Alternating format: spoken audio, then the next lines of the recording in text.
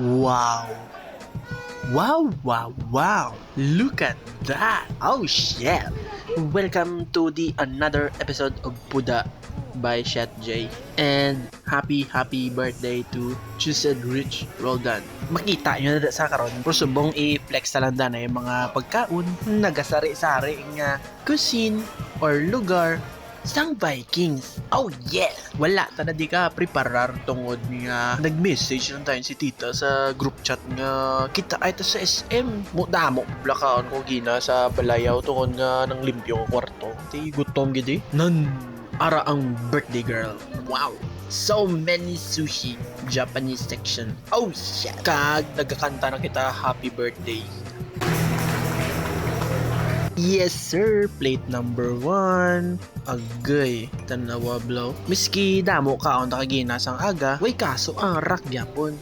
Because the capacity of my tummy is unbelievable. It's like there's a black hole inside my tummy. Oh shit, first bite.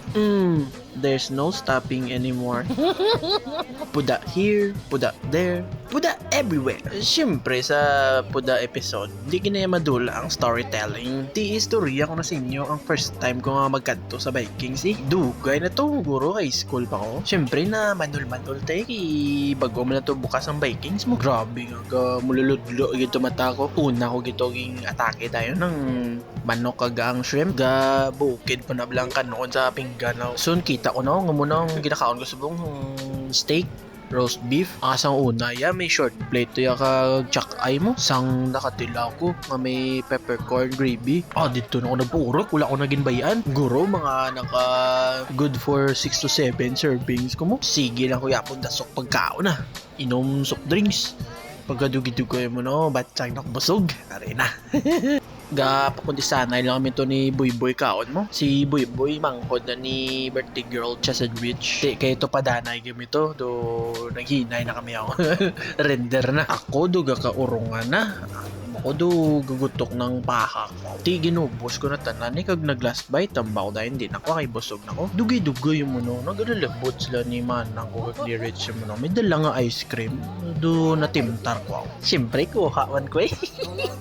Samtang tulon ice cream do dito ko na nabatsagan blaw. Do hindi na niya mo. Tinobos ko ng ice cream. Ga inom-inom na lang ko soft drinks. Nakadukadlaw, suryanay. Sige, digaya mo na. Nakapanima ako banyos.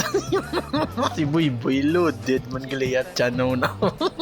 Pro ako sa totoo lang. Do hindi naman ko ito katindog. Storyahanay lang presyo sang Vikings ang una. Aro ay nagigamit ito yan. Sobra na yung amon kawan sa bayan, di ba? Pag tindog mo na, gakuy-kuy kami duway ni, nayamon lakat mo no. Mugit tong experience namon nga, hindi gid malimtan sa mga buffet na. Subong, kaya ko pa man magdamo kawan na. Galing sang last tong anli, doon na batyagang nga doon nagisi ang sulod sang tiyan ko. Guro kay gutok-gutok naman. Kaya edad-edad na tayo. Siyempre, ma-limit naman ta sige da. Siyempre, nalipay naman ta nakabalik taliwat sa Vikings. Kag nagalain naman nila mga putahe, blaw. Wala ko pa na din na teknikan kung paano agad magkaon sa Vikings. Kay kada tanaw may isang station, may ara dahil niya ilaw. Tanaw, blaw. Ilaing nga pagkaon, no? Di siyempre, kita mo na kandos ka man eh. Tistingan ang wala na tistingan. That's right. Amo na rin subong ang paborito ko, guyabano. Or ang soursop. Paano naman ba? Soursop? Guro, sang last week pa ni mo, tanablaw.